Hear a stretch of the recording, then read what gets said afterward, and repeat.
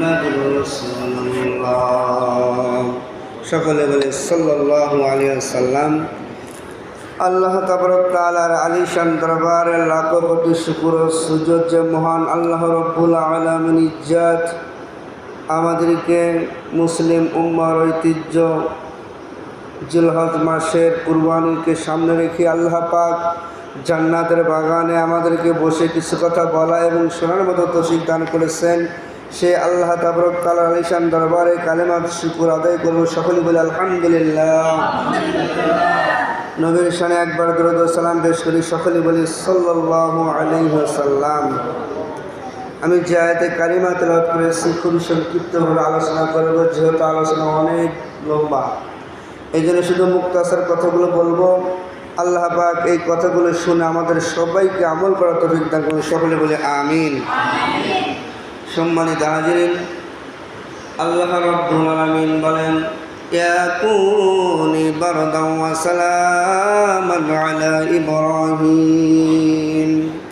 নমরুদ যখন আল্লাহর পয়গম্বর হাবিব ইব্রাহিম নবীকে যখন আগুনের মধ্যে দিলেন, আমার আল্লাহ রাব্বুল আলামিন আগুনকে ডেকে বললেন, ইয়া কুনি বারদান ওয়া সালামান আলা ইব্রাহিম।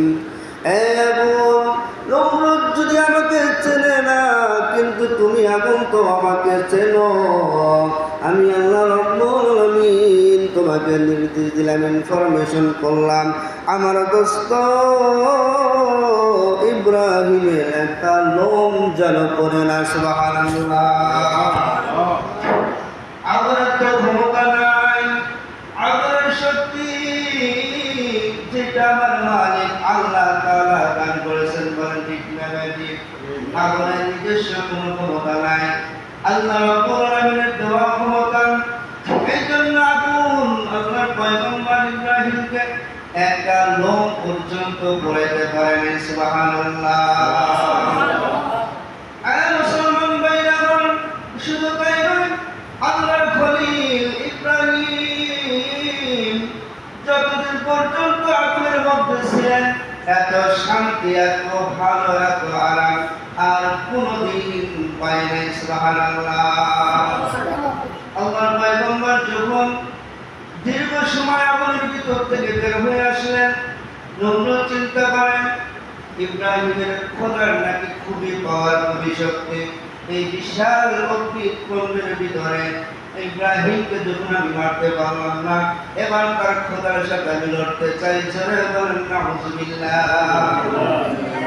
দেখো বলে, ইব্রাহিম তোমার খোদার খুব পাওয়ার, আমি চাই তোমার খোদার সাথে যুদ্ধ করব, লড়াই করব। আমার আল্লাহ রাব্বুল আলামিন দেখে বলেন, ইন্নাল কুওয়াতা লিল্লাহি জামিআ। জোরে জোরে বলেন সুবহানাল্লাহ। আল্লাহ বলেন, নমরুদ এত বোকা, নমরুদ এত নির্বোধ, আমি আল্লাহর সাথে লড়াই করতে চাই, আর আমি আল্লাহর এত ক্ষমতা, এত পাওয়ার ওই নমরুদের কোনো ধারণা নাই। সুবহানাল্লাহ। আমি আল্লাহ হচ্ছি সবচেয়ে পাওয়ারফুল, আর আমার যে এত শক্তি, এত ক্ষমতা নমরুদের কোনো ধারণা নাই। এবার আল্লাহর পয়গম্বর ইব্রাহিমকে ডেকে বলে, ও পয়গম্বর, ডেকে বলে, হে ইব্রাহিম, তাই আমি তোমার খোদার সাথে লড়তে চাই। আমার ভাই, আমার বন্ধুগণ, আল্লাহর হাবিব আল্লাহর পয়গম্বর জানাইয়া দিলেন, হে নমরুদ, আমার মালিকের এত পাওয়ার, এত ক্ষমতা, আমার মালিকের আশা লাগবে না, শুধু কোন শব্দ বলবেন, আর আমার মালিকের যে যতগুলো ফৌজ রয়েছে, যতগুলো সৈন্য রয়েছে, সেনাবাহিনী রয়েছে, একটা যদি আসে তুমি ধ্বংস হয়ে যাইবা। সুবহানাল্লাহ। আমি তার সাথে লড়াই করতে চাই। এই জন্য 3 তারিখে ঠিক হয়ে গেল, বিশাল ময়দানে লড়াই হবে। নমরুদ সবচাইতে শক্তিশালী বীর পালোয়ানদেরকে একত্রিত করে বলল, দেখো, আমি ইব্রাহিমকে আগুনের ভিতরে পড়াইতে চাইছিলাম, পারি নাই। বাজারের সামনে দিয়েছিলাম, বাঘ খায় নাই। আমি ইব্রাহিম যে শক্তি পাই, যে খোদা তাকে শক্তি দান করে, যে খোদা তাকে সাহস দান করে, সেই মালিকের সাথে আমি লড়াই করতে চাই। তোমাদের বাহুতে অনেক শক্তি, বীর পালন, আমি তোমাদেরকে অনেক ভালো মন্দ খাওয়াই, অনেক ভাতা আমি তোমাদেরকে বেতন প্রদান করি। এবার তোমাদেরকে সেই ইব্রাহিমের খোদার সাথে লড়াই করতে হবে। নাউযুবিল্লাহ। সে বেছে বেছে শক্তিশালী বীর পালনদেরকে একত্রিত করে এই ভাষণ দিলেন এবং 3 তারিখ ঠিক হয়ে গেল। এবার নমরুদ তার বাহিনী নিয়ে আগে ভাগে ময়দানে গিয়ে তাবু গেড়ে সে অপেক্ষা করতেছে আর ডাক দেখায়, ইব্রাহিম কই তোমার খোদার সৈন্য কম? বলে একটু দাঁড়া, একটু অপেক্ষা কম, এত ধৈর্য হারানো হওয়া যাবে না। একটু পরে ওই পাহাড়ের দিকে দেখা যায় কালো মেঘের মতো ভ্রমণ শব্দ হয়। এবার আল্লাহর খলিল ডেকে বলে, ও নমরুদ, ওই যে তাকায়া দেখো, আমার আল্লাহ তাআলার বাহিনী এসেছে। সুবহানাল্লাহ। এবার নমরুদ ভাই কই বাহিনী, খালি তো ভ্রমণ কালো মেঘের মতো কি যেন এসেছে। এইভাবে মুহূর্তের ভিতরে সমস্ত বীর পালনকে একটা করে নরমাল একটা করে মশা তাদেরকে আঘাত করেছে। মুহূর্তের ভিতরে দুনিয়ার কাল মেরে হয়ে গেছে। সুবহানাল্লাহ। শুধু একটা মশা একজন পালনকে ধরছে, 2টা ধরার দরকার হয় না। আল্লাহ রাব্বুল আলামিন বলেন, ইন্না বাতাশা রাব্বিকা লাশাদীদ, আমি আল্লাহর ধরা বড় শক্ত করা, আমি ধরি না, ধরলে কিন্তু ছাড়ি না। সুবহানাল্লাহ। নমরুদকে দেখিয়ে দিলেন। মুসলমান ভাইরা আমার, এবার সমস্ত বাহিনী যখন ধ্বংস হয়ে গেল, এবার নমরুদের অবস্থা থেকে সে পলায়ন করতে চায়। ইতিমধ্যে একটা ল্যাংড়া মশা, যে সমস্ত মশার সাথে একসাথে আসতে পারে নাই, এই মশাটা বলতেছে, আমি আমাকে আল্লাহ পাঠাইছে, অবশ্যই আমার জন্য একজন নির্ধারণ করা আছে। সে বলা শুরু করছে। হঠাৎ লক্ষ্য করে দেখে মাঠের লাশ প্রান্তে একজন পালানোর জন্য দৌড়াইতেছে, ঘোরাইতে। এবার এই ল্যাংড়া মশা এবার দৌড়ে গিয়ে তার নাকের মধ্যে প্রবেশে ঢুকে গেছে। সুবহানাল্লাহ। দেখেন, আল্লাহ রাব্বুল আলামিন যিনি ওই সময় তাম পৃথিবীর বাদশাহী করেছিল নমরুদে, আর সেই নমরুদের মাথার ভিতরে, নাকের ভিতরে আল্লাহ পাক মশা ঢুকায় দিয়া এবার মাথার ভিতরে চলে গেছে। এটা বেশি। এবার নমরুদের মাথা যখন আঘাত করা হয়, নমরুদ শান্তি পায়। এখন কি করে দেয়? এইভাবে নমরুদ দেখে যে একজন মানুষ নির্ধারণ করা হয়। লাস্টে কি জিনিস দিয়ে মারবে? এবার লাস্টে জুতো দিয়ে মারা শুরু হয়েছে। সুবহানাল্লাহ। আল্লাহ বলেন, ইন্নাল কুওয়াতা লিল্লাহি জামিআ, আমি আল্লাহর ক্ষমতা, আমি আল্লাহর শক্তি সম্বন্ধে তোমার ধারণা নেই। সুবহানাল্লাহ। সব শক্তিকে আল্লাহ শুধু ল্যাংড়া মশা তার মাথায় ঢুকে দিয়েছে। এবার মাথায় জুতোর বাড়ি শুরু হয়ে গেছে। এবার আল্লাহর পয়গম্বর ইব্রাহিম ওই জায়গায় বিদায় হয়ে চলে গেলেন। অনেক ঘটনা লম্বা সংক্ষিপ্ত করে বলেন, আল্লাহর খলিল ইব্রাহিম ধীরে ধীরে যখন বড় হয়ে গেলেন, মুসলমান ভাইরা আমার, ভিন্ন একটা রাজ্যে চলে গেছেন। সেই রাজ্যের একজন কন্যা খুবই সুন্দরী, লাবণ্যময়। সেই বাদশা তার মেয়েকে বিবাহ দিবে, কোনো পাত্র পায় না। আগের জামানায় মেয়েকে বিবাহ দিতে হলে আগে ভোজ তবলা দেওয়া, এবার খবর পৌঁছে দেওয়া হইতো যে সন্তানকে, যে যুবরাজকে তার কন্যা পছন্দ করে মালা পরায় দিবে, সেই হবে তার জামাই। তো লোকেরা যাচ্ছে, ইব্রাহিম নবী বলে, তোমরা কোথায় যাচ্ছ? বলে, তুমি কোথায় থাকো জানো না? আমাদের এই রাজ্যে বাদশা তার মেয়েকে বিবাহ দিবে। এবার ইব্রাহিম পয়গম্বর চিন্তা করেন, আমার পোশাক তো তেমন ভালো না, দেখি তো লোকরা কেমন মেয়ে, কেমন ভাবে, কিভাবে বিবাহ হয়। এই জন্য নিজে দেখার জন্য অগ্রসর হয়ে গেলেন। এবার সমস্ত লোকেরা, সমস্ত রাজকুমাররা এবার সারিবদ্ধভাবে দাঁড়িয়ে গেছেন। এবার মেয়েটা হাতির উপরে বসে এবার ফুলের মালা নিয়ে এবার লাইনের ভিতরে প্রবেশ করে। আর যাকে তার পছন্দ হবে, যাকে তার ভালো লাগবে, তার মাথায় সে তার গলায় ফুলের মালা পরিয়ে দিবেন। এই জন্য চললেন, আরম্ভ হয়ে গেল। মুসলমান ভাই আমার, আল্লাহ রাব্বুল আলামিন বলেন, কিতাবের মধ্যে রেখে ওই মেয়েটা আল্লাহর পয়গম্বর ইব্রাহিমকে বেশবার স্বপ্নে দেখেছিল। এই জন্য যতগুলো শাড়ি সে অতিক্রম করলেন, একটা লোকের চেহারা তার স্বপ্নের যুবকের সাথে মিলে নাই। সুবহানাল্লাহ। এবার চিন্তা করেন, একে একে 2 দিন পার হয়ে গেল। এবার আল্লাহর খলিল ইব্রাহিম একেবারে লাশ বর্ডারে দাঁড়িয়ে গেছেন। এবার মেয়েটা ধীরে ধীরে ওই লাশ বর্ডারে যখন চলে গেলেন, এবার ইব্রাহিম পয়গম্বরের দিকে তাকাইলেন। সাথে সাথে তার মনে পড়ে গেল, আমি যে যুবককে স্বপ্নে দেখেছি সেই যুবক আমার সামনে এসে গেছে। সুবহানাল্লাহ। এবার তার গলায় ফুলের মালা পরিয়ে দিলেন। এবার সমস্ত রাজকুমারগুলো, সমস্ত লোকেরা এবার চিন্তা করেন, বাদশার মেয়ের মাথা মহস্কা পাগলা হয়ে গেছে। আমরা এত সুন্দর, এত দামি দামি লিবাস করেছি, অথচ আমাদেরকে পছন্দ হয় নাই। একজন জীর্ণ শীর্ণ, যার পোশাকটা খুব একটা ভালো না, এমন একজন যুবককে বাদশার মেয়ে পছন্দ করেছে। আসলে কে পছন্দ করেছে?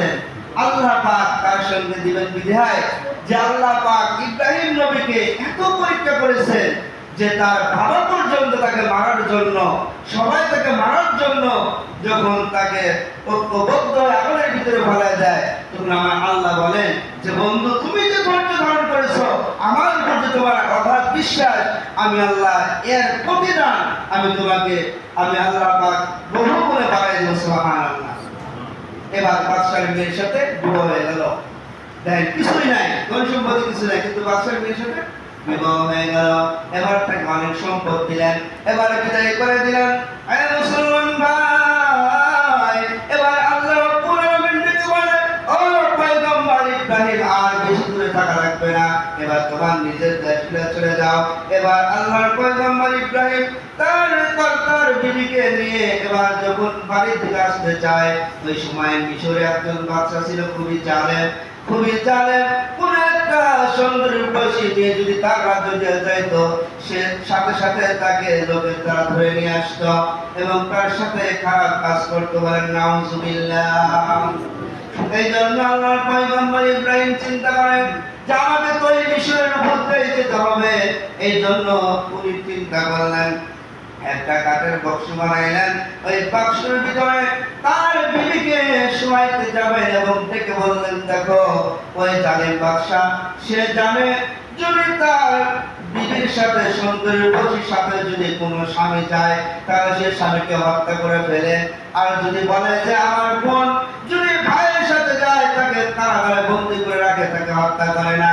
এবার ডেকে বলে, দেখো আমি তোমাকে আমার কথা বলি, আমি তোমার একজন জাতি ভাই, আর তুমি আমার একজন জাতি বোন। ওই বাদশা যখন জিজ্ঞাসা করবে, তুমি কতটুকু বলবা। মুসলমান আমার এবারে মিশরে এসে গেল। এবারে মিশরের লোকেরা জোরপূর্বক ধরে ওই বাদশার জোরপূর্বক ধরে তার বাক্সটা খুলে দেখলেন কর্মা সুন্দরী।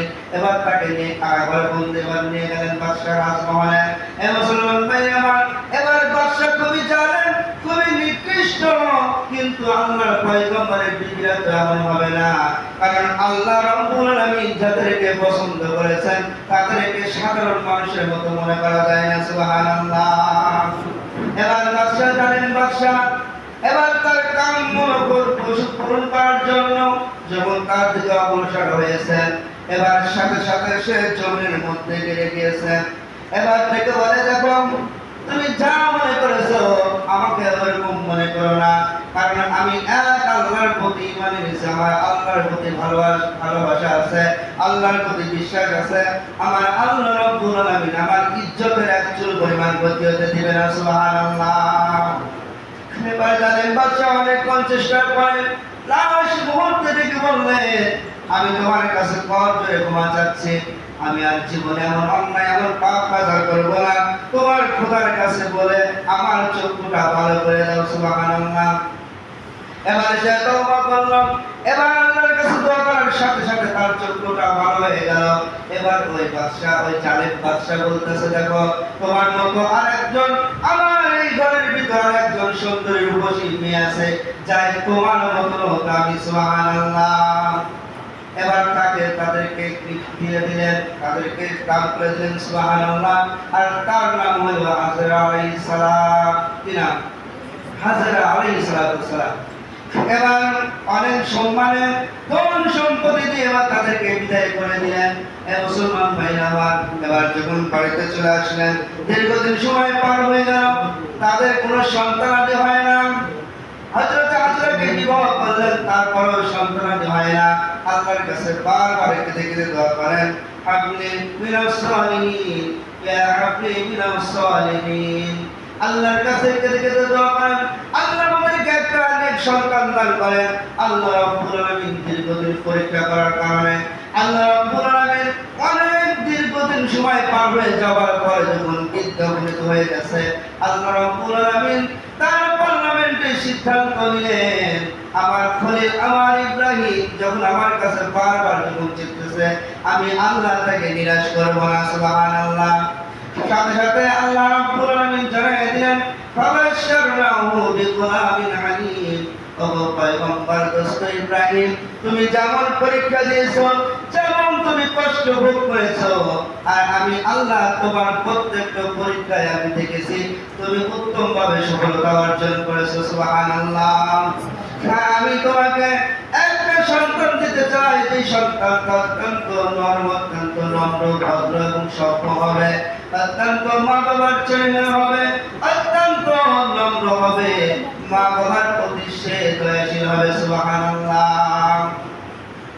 আল্লাহ রাব্বুল আলামিনের সিদ্ধান্ত অনুযায়ী হাজরার গর্ভে আল্লাহ সন্তান দিলেন, তার নাম হলো ইসমাঈল আলাইহিস সালাম। কি নাম বলেন? ইসমাঈল আলাইহিস সালাম। এই সন্তান জন্মগ্রহণ করলেন। আল্লাহর পয়গম্বর ইব্রাহিমও খুব খুশি হয়ে গেলেন, হাজরাও খুব খুশি হয়ে গেল। তাদের অত্যন্ত কষ্ট, অত্যন্ত সব ব্যাপারগুলো ভুলে গেলেন।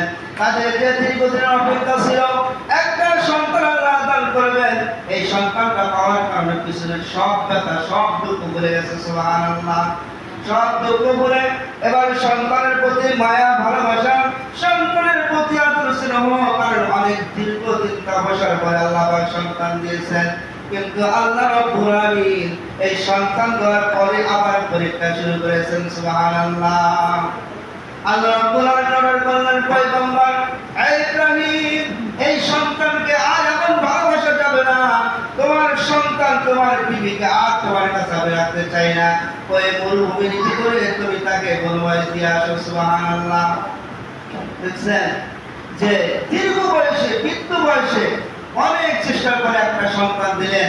সন্তানকে আদর করবেন, ভালোবাসবেন, সন্তানকে থেকে সব দুঃখ ভুলে যাবেন। আর আল্লাহ পরীক্ষা শুরু করলেন যে এই সন্তানকে আর কাছে রাখা যাবে না। এবার ডেকে বলেন, বিবি আর বিলম্ব করা যাবে না, তোমার যা আসবাব দরকার আছে 3 দিনের খাবার নিয়ে রওনা হয়ে গেলেন।